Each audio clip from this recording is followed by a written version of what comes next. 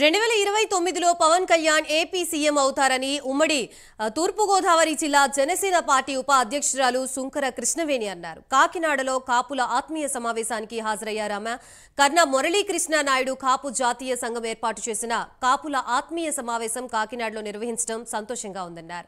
కాపులు అభివృద్ధి చెందాలని ఆకాంక్షించే వ్యక్తి మురళీకృష్ణ నాయుడు అని ఆమె తెలిపారు. ఆంధ్రప్రదేశ్లో కాపు కులస్తుల్లో ఎక్కువ పేదరికం ఉందన్నారు. డిప్యూటీ సీఎం పవన్ కళ్యాణ్ ద్వారానే కాపు కమ్యూనిటీకి న్యాయం జరుగుతుందంటున్న సుంకర కృష్ణవేణితో మా ప్రతినిధి కామేశ్వరరావు ఫేస్ టు ఫేస్. జరిగింది. దానికి సంబంధించి అయితే మాత్రం కాపు కులస్తులు మొత్తం కూడా ఆత్మీయ సమావేశానికి హాజరయ్యారు. దానికి సంబంధించి ఉమ్మడి తూర్పుగోదావరి జిల్లా వైస్ ప్రెసిడెంట్ సుంకర కృష్ణవేణి గారు మనతో పాటు ఉన్నారు. ఈ రోజు మొత్తం టోటల్ గా ఈ కాపు జాతీయ సంఘం కూడా ఈ కార్యక్రమాలు అయితే ఏర్పాటు చేశారు. దీనికి సంబంధించి మనతో పాటు ఉపాధ్యక్షురాలు ఉన్నారు. చెప్పండి మేడం, ఈ రోజు రాష్ట్రంలో కొన్ని సంఘాలు ఉన్నాయి, కాపు సంఘాలు. దీంతో పాటు జాతీయ సంఘాన్ని ఒకటి ఏర్పరిచారు. దానికి కొందరు నాయకులు ఎన్నుకోవడం జరిగింది. దానికి సంబంధించి మీ సంఘం ద్వారా కాపులు అభివృద్ధికైనా డెవలప్మెంట్స్ ఉన్నాయంటారా? డెఫినెట్ గానండి. ఎందుకంటే ఈ జాతీయ సంఘం వ్యవస్థాపకులు కర్ణ మురళీకృష్ణ నాయుడు గారు మాకు ఎప్పుడు సుపరిచితమే. ఆయన ఎప్పుడు కూడా జనసేన పార్టీకి కావచ్చు, అంటే పార్టీకి అతీతంగా కూడా కాపు జాతి కోసం పోరాడేటువంటి వ్యక్తి కర్ణ మురళీకృష్ణ నాయుడు గారు. ఆయన ఏర్పరిచినటువంటి ఈ జాతీయ కాపు సంఘం అంటే జేకేఎస్ అంటే కాపుల యొక్క అభివృద్ధి కోసం, కాపుల యొక్క ఎడ్యుకేషన్ కోసం, కాపుల యొక్క రిజర్వేషన్ కోసం, కాపుల యొక్క హక్కుల కోసం పోరాడడానికి పెట్టింది మాత్రమే తప్ప ఇందులో ఎలాంటి లాభాపేక్ష లేకుండా ఆయన సొంత ధనాన్ని వెచ్చించి ఈ కార్యక్రమాలన్నీ కూడా నిర్వహించడం జరుగుతుంది. గత ప్రభుత్వంలో కాపులకు అనేక హామీలు ఇచ్చారు, ఏది కూడా నెరవేర్చలేదు. కానీ ఈ ప్రభుత్వంలో అంటే ప్రస్తుతం ప్రభుత్వంలో సగ భాగం మీరే అధికారం చేపట్టారు. ఈ ప్రభుత్వంలో కాపులకి న్యాయం జరగచ్చంటారా? నేను జనసేన పార్టీలో కులాలకి మతాలకి అతీతంగా పనిచేసేటువంటి వ్యక్తినండి. ఎందుకంటే ఏ కులం అట్టడుగునున్నా, ఏ కులం అతని హక్కుల కోసం పోరాటం చేస్తున్నా సరే కానీ ముందుండి పోరాడేటువంటి వ్యక్తిని. అలాగే నేను పుట్టినటువంటి కులం కూడా ఈ రోజు పేదరికంలో అల్లాడుతూ ఉంది, ఆర్థిక బాధలతో అల్లాడుతూ ఉంది, ఎడ్యుకేషన్ లేక బాధపడుతూ ఉంది, రిజర్వేషన్ లేక బాధపడుతూ ఉంది. ఆడపిల్లలు మైనార్టీ తీరకుండానే పెళ్లిళ్ళు చేసేటువంటి పరిస్థితుల్లో ఇవాళ ఇంకా కాపు జాతి ఉంది. ఇంకా వాచ్మెన్ గారి రిక్షా తొక్కుకునే వాళ్ళుగా, ఇంకా కార్మికులుగానే కాపు జాతి అంతా కూడా ఎన్నో అవస్థలు పడుతుంది. కాబట్టి కూటమి ప్రభుత్వానికి సపోర్ట్ చేసింది కాపు జాతి. ప్రభుత్వం గెలుపు కోసం మీరు సగభాగం పెద్దన పాత్ర పోసి కూటమి ప్రభుత్వాన్ని గెలిపించారు. అంటే ఇప్పుడు కాపు ముందు డిమాండ్స్ ఏంటంటే కాపు రిజర్వేషన్, ఈడబ్ల్యూఎస్ అంటే పిల్లల ఉద్యోగాలు కానివ్వండి, పిల్లల ఎడ్యుకేషన్ కానివ్వండి, అదేవిధంగా కాపు కార్పొరేషన్, కాపుల అభివృద్ధి. అంటే మీ అధినాయకుడు పవన్ కళ్యాణ్ చంద్రబాబుతో పోరాటం చేసి కాపు డెవలప్మెంట్ కైనా దోహదపడతారని మీ నమ్మకం ఉందా? ఇక్కడ పవన్ కళ్యాణ్ గారు ఒక కాపు జాతికి సంబంధించినటువంటి వ్యక్తి మాత్రమే కాదండి. ఆయన అన్ని కులాలకి కూడా పనిచేసేటువంటి ఒక శక్తి.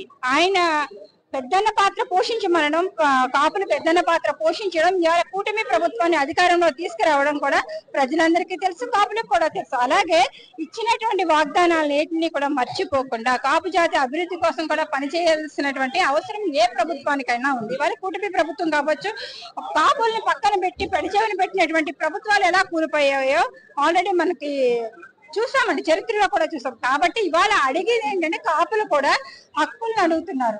ఇప్పటి వరకు అర్థించాము, కాకపోతే ఈ రోజు హక్కును అడిగేటువంటి పరిస్థితి అయితే మాత్రం కాపు జాతి చేరుకుంది. ఎందుకు అంటే వాళ్ళ ఈడబ్ల్యూఎస్ విషయం అవ్వచ్చండి, విదేశీ విద్యా విధానం కావచ్చు, అలాగే మాకు కాపు కార్పొరేషన్ కి కేటాయిస్తానన్నటువంటి నిధులు కావచ్చు, ఇవన్నీ కూడా అన్నిటి మీద కూడా కాపు జాతి ఎప్పుడు కూడా హక్కుల కోసం పోరాటం చేస్తుంది. అంటే ఇది ఆకలి బాధ, ఆర్థిక బాధ మాత్రమే తప్ప ఇక్కడ ప్రభుత్వాన్ని మా జాతి అహంకారం చూపించుకోవడం కోసం, జాతిని డిమాండ్ చేయడం కోసమో కాదండి. ప్రతి ప్రభుత్వం కూడా అర్థం చేసుకోవాల్సింది, కూటమి ప్రభుత్వం కూడా అర్థం చేసుకోవాల్సింది ఏంటంటే కాపుల యొక్క ఆర్థిక బాధ, కాపుల యొక్క ఆకలి బాధ, కాపుల యొక్క చదువుల బాధ. ఈరోజు ఆడపిల్లలు కూడా మా కాపు జాతిలో చూసుకుంటే చిన్న చిన్న పిల్లలకి విలేజ్ లోకి వెళ్తే పెళ్లిళ్ళు చేసేటువంటి పరిస్థితి. అంటే వాళ్ళు ఇంజనీరింగ్ కానీ, డాక్టర్స్ గా కానీ, అంటే ర్యాంకులు వచ్చి కూడా ఇంటర్మీడియట్ దాటకుండా పెళ్లిళ్ళు అయిపోతున్నటువంటి ఆడపిల్లలు ఎంతో మంది ఉన్నారు. వాళ్ళకి కూడా ఖచ్చితంగా కూటమి ప్రభుత్వం తరఫున వాళ్ళకి చదువుల విషయంలో అయితే మాత్రం ఖచ్చితంగా కూటమి ప్రభుత్వం అండగా నిలబడాలని కోరుకున్నాం. అలాగే చదువుకునే ప్రతి పేద విద్యార్థి రిజర్వేషన్ అడిగేది కూడా అగ్రకులంలో ఉన్నటువంటి పేదల కోసం అడుగుతున్నాం తప్ప బాగా డబ్బున్న వాళ్ళ కోసమో ఇంకా ఆర్థికంగా స్థితిమంతులైన వాళ్ళ కోసమో మేము ఎప్పుడూ రిజర్వేషన్ అడగట్లేదండి. ఆర్థిక బాధలతో ఉండి సతమతం అయిపోతున్నటువంటి యువత కోసం మాత్రమే మేము రిజర్వేషన్. రాష్ట్రంలో 27% అంటే 4% ఉన్న కమ్మవారు, 6% ఉన్న రెడ్లు కూడా అధికారం చేపట్టారు, రాజ్యాధికారాన్ని. అంటే 27% ఉన్న కాపులు రాజ్యాధికారం చేపట్టలేదు ఇప్పటి వరకు. అంటే 29లో పవన్ కళ్యాణ్ సీఎం అయ్యే అవకాశం ఉందంటారా? డెఫినెట్ గానండి. ఎందుకంటే ఇవాళ రాష్ట్ర రాజకీయాల్ని, దేశ రాజకీయాల్ని శాసించింది కాపు జాతి అన్నది ప్రజలందరికీ కూడా తెలుసు. అలాగే పవన్ కళ్యాణ్ గారు అన్ని కమ్యూనిటీలని కూడగట్టారు కాబట్టి ఇవాళ మీరు దేశ రాజకీయాల్లోని, రాష్ట్ర రాజకీయాల్లోని కీలక భూమిక పోషిస్తున్నారు పవన్ కళ్యాణ్ గారు. పవన్ కళ్యాణ్ గారు డెఫినెట్ గా 2029లో మాత్రం సీఎం గా చూడాలన్నదే కాపు జాతిగా మా ఆకాంక్ష.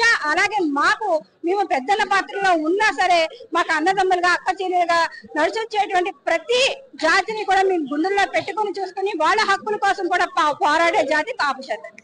ఇది ఇక్కడ ఉన్న పరిస్థితి చూసుకుంటే గనక కాపులకి 2029 రాజ్యాధికారం లేకపోతే పవన్ కళ్యాణ్ సీఎం అయితే 2029 అవుతారని చెప్పేసి వారు చెప్పడం జరుగుతుంది. దీంతో పాటు రాజు ప్రస్తుతం అధికారంలో ఉన్న పార్టీ తరఫున సగ భాగం మేము ఉన్నాం. పవన్ కళ్యాణ్ గారు కాపులు వెనుకబారుతనానికి, కాపు కార్పొరేషన్ కు నిధులు, అదేవిధంగా కాపు ఈబీసీ రిజర్వేషన్ ఏదైతే ఈబీసీ రిజర్వేషన్ సంబంధించిన కూడా చంద్రబాబు గారితో మాట్లాడి ఈ ప్రభుత్వం అయితే మాత్రం కాపుల అభివృద్ధికి అయితే దోహదపడుతుందని వారు చెప్పడం జరుగుతుంది. ఇది ఇక్కడ ఉన్న తాజా పరిస్థితి.